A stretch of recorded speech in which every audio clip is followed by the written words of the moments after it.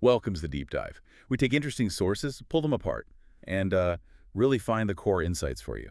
And today we've got something, well, I think it's genuinely fascinating. It's a source called Daily English Conversation for Beginners. Right.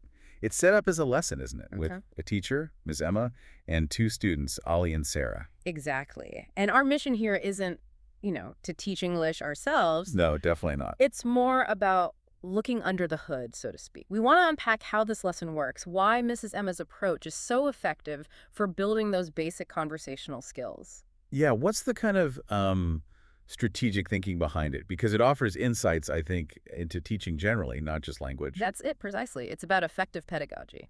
So the original lesson is very structured, very clear.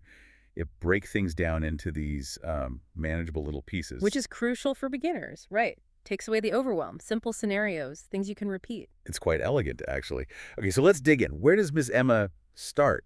Well, right at the beginning, logically enough, what she calls the cornerstone of connection, It is. greetings and introductions, seems obvious, maybe, but she makes it clear these first words are fundamental. They set the tone. Absolutely.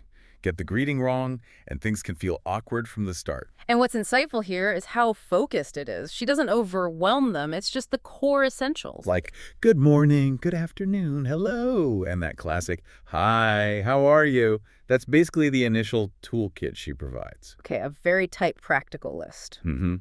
But here's the bit that I think really shows the method's strength. She doesn't just list them and move on. No. What happens next? Immediate practice. Quick role play between her and the students. Ollie says, good morning. She responds. Sarah tries, hello. Ah, okay. So theory straight into practice.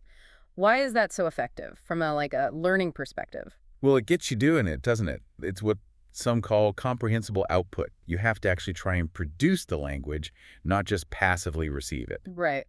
Makes sense. And doing it immediately in this really simple, safe way, it starts building that muscle memory for speaking. It helps bypass the anxiety. Okay, so you've got the basic hello. What's the next step in the lesson? Moving beyond just the hello into mastering small talk. Ah, small talk. The engine of so many daily interactions, but sometimes tricky for learners. Definitely.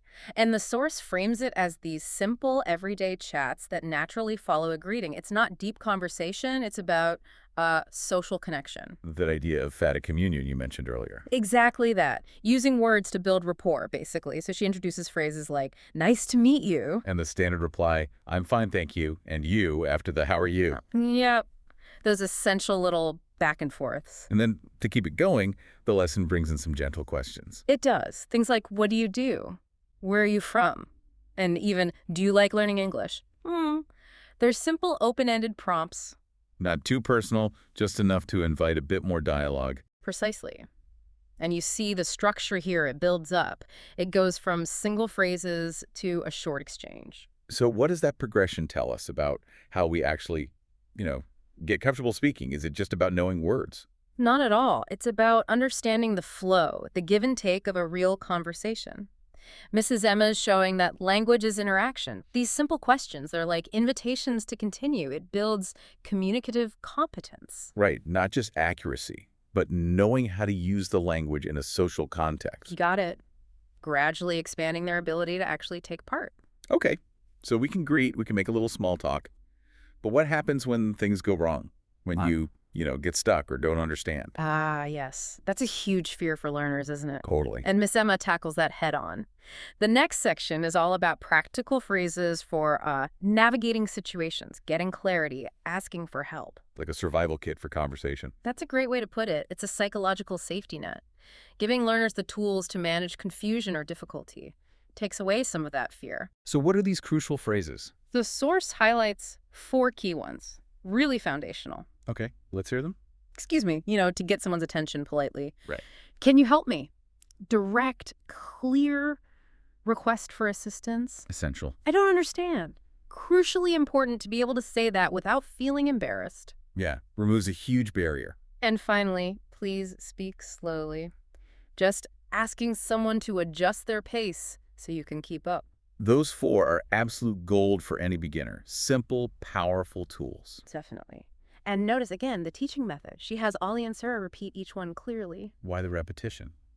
just from memory? It's partly memory, sure, but it's also about building automaticity. You want these phrases to come out instantly when you need them, especially if you're feeling a bit stressed or confused. Like programming them in so you don't have to think too hard in the moment. Exactly. Reduces that friction in real-time communication. Okay, so we've got greetings, small talk, these incredibly useful help me phrases. Yeah. How does it all come together? Well, that's the final piece, really. Putting it all together, the full practice dialogue. This is where you see it all in action. Precisely. It simulates a complete realistic scenario. Mrs. Emma takes on the role of a shopkeeper, Okay. and Ollie becomes the customer. It shows how all those bits and pieces, the greetings, the requests, the politeness, weave together in a normal, everyday situation. Ah, like buying something simple. Exactly. It's a transaction. The source breaks down the lines. Let's walk through it. Shopkeeper starts, "Hello, can I help you?" Greeting plus offer. Standard opening. Ollie responds, "Yes, I want a bottle of water, please." Clear request using please. Nice. Shopkeeper, "Here you go. That's $1. Yeah. Completing the action, stating the price. Simple transaction. Then the closings. Ollie says, "Thank you."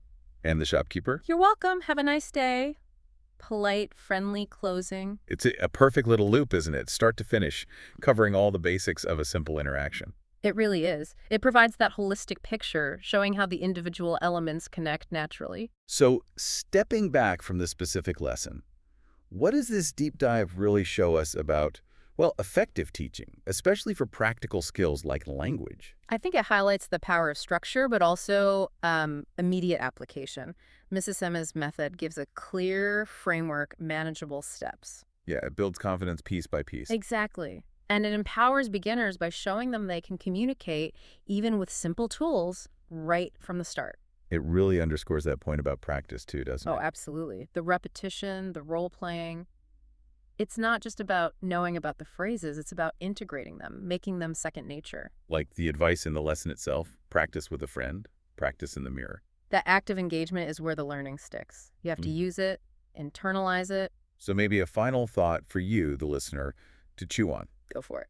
Getting the hang of these basic conversational building blocks, it's obviously about learning English, yes, but maybe it's about more than just the language itself. How do you mean? Well, mastering these fundamentals, isn't it also about unlocking, connection, about building the confidence to just navigate the world a bit more easily, gaining that bit of independence? That's a great point. It's not just academic. It's fundamentally about interaction, about opening doors, feeling more capable in new situations. Right. It kind of reminds us that language, at its heart, is really about human connection, isn't it? Beautifully put. It's the tool we use to bridge the gaps between us.